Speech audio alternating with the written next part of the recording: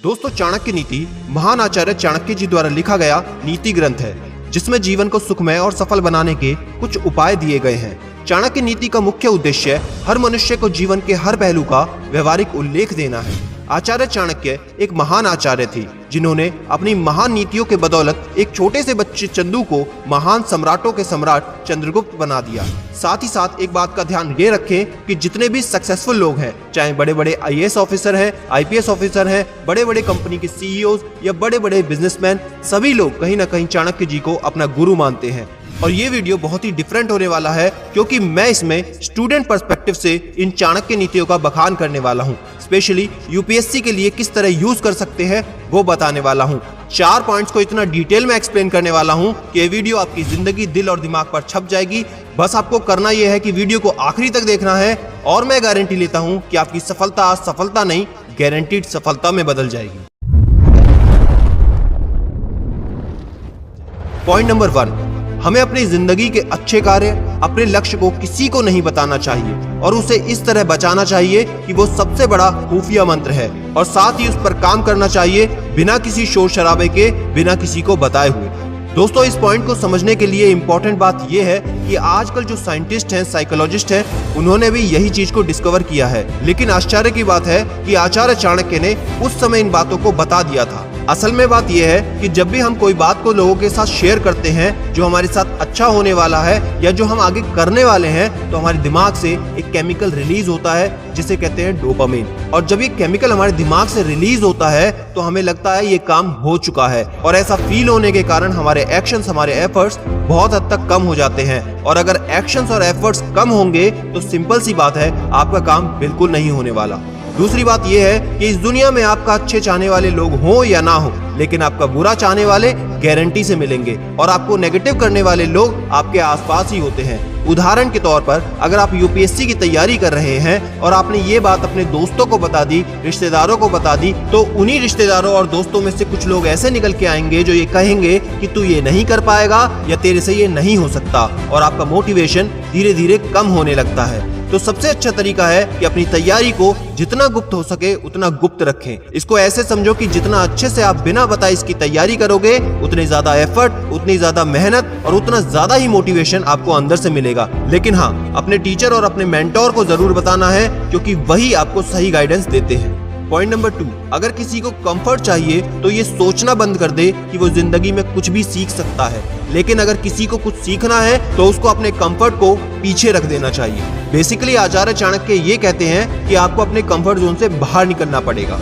कई स्टूडेंट्स हमसे Instagram, Facebook पर अपनी प्रॉब्लम शेयर करते हैं, तो वो कहते हैं कि हमें पढ़ते वक्त बहुत नींद आती है, बहुत आलस आता है। तो मेरे दोस्त, ये तभी होता है जब हम अपने कंफर्ट जोन में पढ़ते हैं। अगर हम घूम घूम कर पढ़ाई करेंगे, बोल बोल कर पढ़ाई करेंगे, पोजीशन को समय समय पर चेंज करते रहेंगे और 45 मिनट के हर अंतराल पर अगर रेस्ट लेंगे, तो ये प्रॉब्लम आपको जिंदगी में नहीं हो सकती। साथ ही अगर हम सोने से पहले अपना टाइम टेबल सेट कर लें कि अगले दिन मुझे क्या करना है, तो कंफर्ट जोन आपका काफी हद तक निकल जाएगा। साथ ही यूपीएससी की तैयारी में बहुत सी चीजें ऐसी होती हैं, जैसे हमको काफी सारे नोट्स नहीं मिल पाते, जैसे काफी सारा स्टडी मटेरियल नहीं मिल पाता। तो मेरे दोस्त, एक बात याद रखना, मिल तो सब कुछ जाता है, लेकिन हमारे एफर्ट कम रह जाते हैं। अगर आज की इस हाई स्पीड इंटरनेट दुनिया में भी आपको चीजें अरेंज नहीं हो पा रही, तो दोस्त 2 ही कारण है, या तो तुम्हारे पास नॉलेज नहीं है या फिर आपके प्रयास उस लेवल के नहीं है। अगर नॉलेज कम है तो सीखो, अगर प्रयास कम है तो उनको बढ़ाओ। अगर आपको यूपीएससी की तैयारी हिंदी मीडियम या इंग्लिश मीडियम से करनी है, तो आपके लिए फ्री में सारा का सारा मटेरियल, नोट्स, पीडीएफ, किताबें हमारी वेबसाइट www.cdmaniainfotainment.com पर आप जा सकते हैं। फिलहाल पर वहाँ पे 40% मटेरियल उपलब्ध है, और आगे आने वाले समय में वहाँ पर आपको daily current affair, notes, books, PDF सब कुछ मिलेगा। तो इस वीडियो के खत्म होने के बाद हमारी वेबसाइट को एक बार जरूर चेक करें। नंबर 3, हमको शिष्टाचार एक राजकुमारी से सीखना चाहिए, अच्छी बातें बड़ी ज्ञानी से सीखनी चाहिए, आपको झूठ बोलना एक जुआरी से सीखना चाहिए, और धोखा देना एक औरत से सीखना चाहिए। तो सबसे पहले एक बात को समझ लीजिए कि आचार्य चाणक्य ने जब ये नीति ग्रंथ लिखा था, उस समय औरतों को समान अधिकार नहीं थे। लेकिन आजकल के हिसाब से इनकी जो चौथी लाइन है वो बिल्कुल गलत है, और यहाँ तक कि काफी सारी बातें जो आचार्य चाणक्य ने स्त्री के बारे में लिखी हैं, वो आज के हिसाब से बिल्कुल गलत है। बेशक आचार्य चाणक्य उस समय के महान विद्वान ज्ञानी थे, लेकिन हर ज्ञानी पुरुष ने हर बात सही कही हो ऐसा बिल्कुल नहीं हो सकता। यहाँ पर हमको अपना विवेक, विजडम यूज करना है और खुद से चीजें समझनी है। जो हमारे लिए अच्छी है उनको अपनाना है, जो हमारे लिए सही नहीं है उनको साइड में रखना है। अब बात करते हैं इस पॉइंट के एक्सप्लेनेशन की। तो उन्होंने बेसिकली ये कहा है कि चीजों को उनसे सीखें जो इस फील्ड में एक्सपर्ट हैं। अब जो सबसे ज्यादा एस्पिरेंट्स गलती करते हैं वो ये करते हैं कि सारे के सारे टॉपर्स की वीडियो देखते हैं और जहाँ पर वो टॉपर्स अपने पढ़ने के तरीके, अपनी स्ट्रेटेजीज को अच्छे से आपको शेयर करते हैं और आप बिना सोचे समझे हर किसी को फॉलो करने में लग जाते हैं। लेकिन अब जो मैं बताने वाला हूँ उसको बहुत ध्यान से समझना। दोस्तों देखिए, यूपीएससी में दो तरह के टॉपर होते हैं।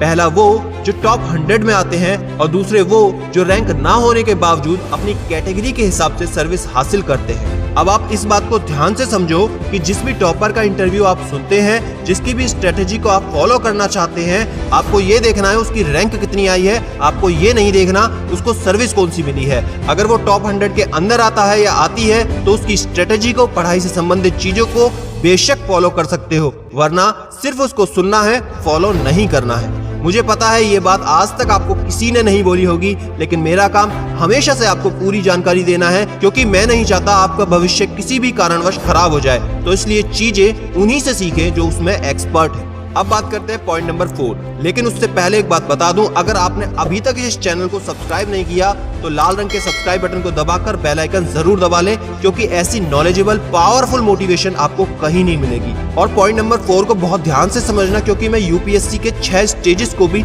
इस पॉइंट में कवर करने वाला हूँ। तो पॉइंट नंबर 4, वो चीज जो दूर दिखाई देती है, असंभव दिखाई देती है, हमारी पहुंच से बाहर दिखाई देती है, वो भी आसानी से हासिल हो सकती है अगर हम तप करते हैं, क्योंकि तप से ऊपर कुछ नहीं। अब यहाँ तप का मतलब एक टांग पर खड़े होकर सैकड़ों वर्षों तक तपस्या करना नहीं है। अगर आप किसी भी कंपटीशन एग्जाम की तैयारी कर रहे हैं, स्पेशली यूपीएससी की, तो हमको 5 स्टेप्स डिसाइड करने हैं। पहला, व्हाट टू डू, क्या करना है। अगर आपका टारगेट यूपीएससी एग्जाम को क्लियर करना है तो आपको ये बिल्कुल पता होना चाहिए, चाहे आप कोई सी भी क्लास में हो, किसी भी लेवल पे हो, ग्रेजुएशन लेवल पे हो, तो क्लियर कट आपके दिमाग में पता होना चाहिए कि मेरे को यूपीएससी करना है। Step 2, how much time will it take, कितना टाइम मुझको लगेगा। बेसिकली यूपीएससी का एग्जाम आप ग्रेजुएशन के बाद आराम से दे सकते हैं, तो अभी आप किसी भी क्लास में हो तो अभी से लेके आखिर तक का टाइम पूरा डिसाइड होना चाहिए। लेकिन ध्यान रहे, 1 साल की डेडिकेटेड स्टडी यूपीएससी के लिए चाहिए ही चाहिए।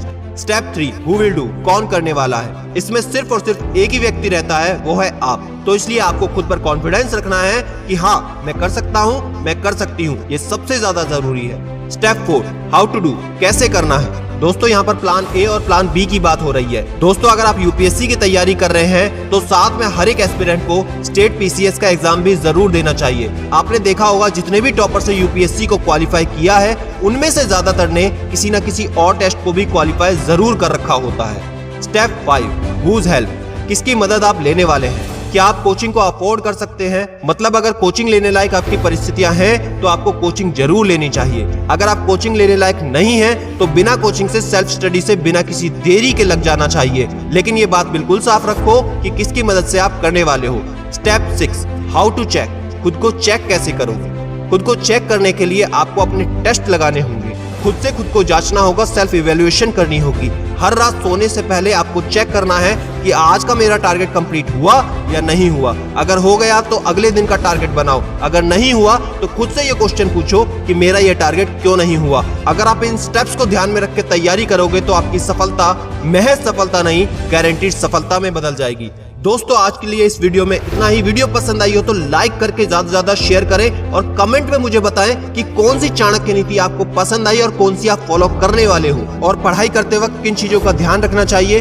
उस वीडियो का लिंक अभी मैं स्क्रीन पर दे रहा हूं, उनको जरूर देख लेना। और याद रखना, मैं हूं सिद्धांत शर्मा, कोई है या नहीं, मैं हमेशा आपके साथ हूं। Be happy and stay motivated with CD mania.